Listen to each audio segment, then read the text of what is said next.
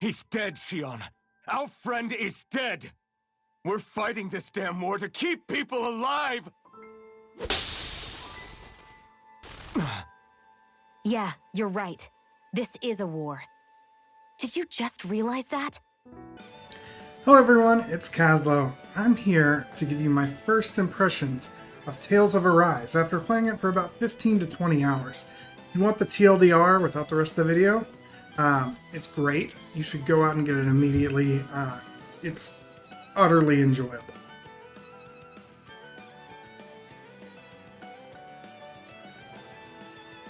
In Arise, you play as the amnesiac Alpha, as he journeys with the strange woman Xion in an attempt to free the people of Dahna. You see, 300 years prior to the start of the game, the people of the twin planet of Rena conquered the planet of Dahna and enslaved the Dahnan population. Alphen, without any memory of his past, is a slave in a small mining town. He looks out for people less fortunate than him, willing to take the punishment of others in their place. He seems to be cursed with the inability to feel pain, which seems to be a blessing when he meets Xion, a Renan noble who is cursed with the ability to injure anyone who touches her. The two team up to take down the 5 Renan lords of Dahna, although for different reasons. Alphen wishes to free the people of Dahna from their oppression of the Renan overlords. Meanwhile, Xion wishes to take down the Renan lords for some undisclosed personal reasons. You want to take down all 5 lords, right? It's hard to believe it'll ever happen. But it will. I know. I haven't forgotten our deal. And the pair play off each other well. Alphen has this happy-go-lucky attitude, willing to help and make friends anywhere they go, while Xion, likely due to her curse, is closed off and all business. This backdrop creates a game loop where the two, along with their allies, visit a region, make some allies, then take down the reigning lord. However, the game does a great job of shaking up that loop, with new revelations about the world and changing up how each region is ruled. While one region might see their citizens forced into manual labor, another might see individuals forced into labor only as a form of punishment, while another might actually treat the Dahnan people with some form of respect.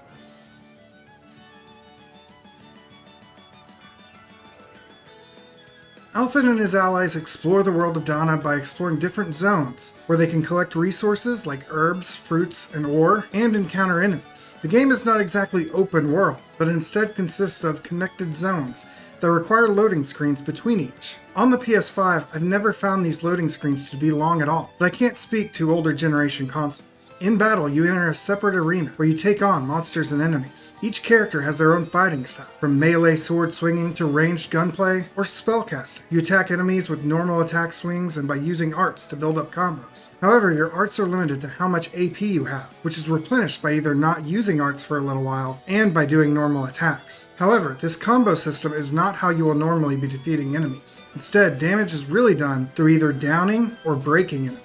Downing usually occurs when you either break a weak point or use the new boost skill attacks. These boost skills are unique to the characters and counter specific enemy moves. For instance, Xion's boost skill will down flying monsters for you to deal extra damage. Other boost skills can counter enemy spellcasting or break enemies with shields or high defense. Finally, the most common way you'll defeat enemies is by breaking them and performing a finishing move. Each enemy has a break gauge that will reset if your combo breaks on the monster. However, as the enemy's health gets lower, it becomes easier to break, requiring less of a combo for the break to occur. The finishing moves are duo moves between 2 of your characters that consist of a flashy and usually satisfying cutscene. Here's one of my favorites. Get toasty!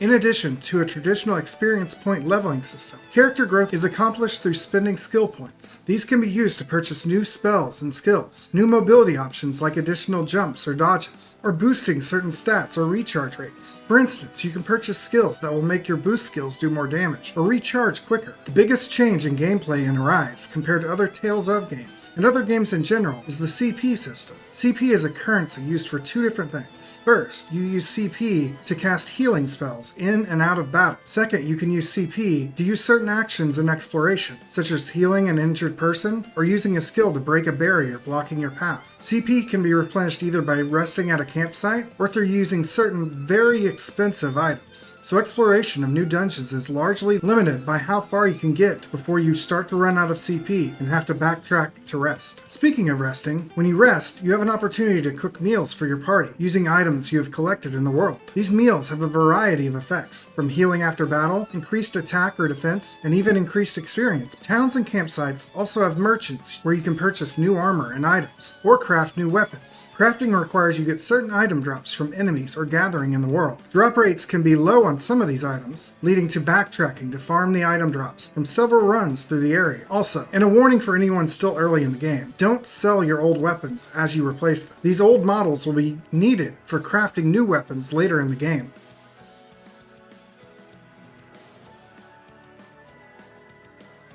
Tales of Arise operates on an entirely new graphics system for the series. Most landscapes, from a distance, look almost painted. Unsullied, fertile land, as far as the eye can see.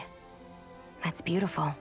Up close, however, there's a little bit of muddiness that can be jarring. Character models are highly detailed, and during cutscenes can give the feeling of even being pre-rendered. It's simply the best a stylized JRPG has looked in years. In the sound department, voice acting is high quality, with many veterans like Ray Chase, Erica Lindbeck, and Bryce Papenbrook offering their talents. Everyone sounds exactly how you think they should. When it turns to music, I surprisingly cannot recall anything positive or negative. However, this might be a good sign because it means that it works so well with the story and in the moment that it doesn't catch you off guard. Lastly, a Tales game would not be a Tales game without its cosmetics for characters. In Arise, you get these cosmetics through exploration of the world, seeking out lost owls. These owls will actually be wearing the particular item you received from finding them, and once you discover a set number of owls, you'll receive new outfits for your characters in the owl forest. You can also see how many owls you have found, and in which zones you have found them in the owl forest. Some of these owls can be tucked away in hard to see areas, like hiding in a tall bucket where you barely can see them. I must say, though,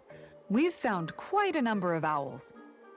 So far, Tales of Arise is the best Tales game I have played. Everything just seems to work perfectly, with the exception of early boss fights, where you can get quickly overwhelmed by the boss's damage and health. But other than that, it's one of the best JRPGs in recent years, challenged only likely by Final Fantasy VII Remake. If you have the means, I definitely recommend you pick this one up. You're not gonna let this go, are you? Thanks for watching, everyone. I'm sorry this video is a little late getting out. I had gone through the first 15 to 20 hours of the game in the first 3 days after it released, but we had a baby right after that.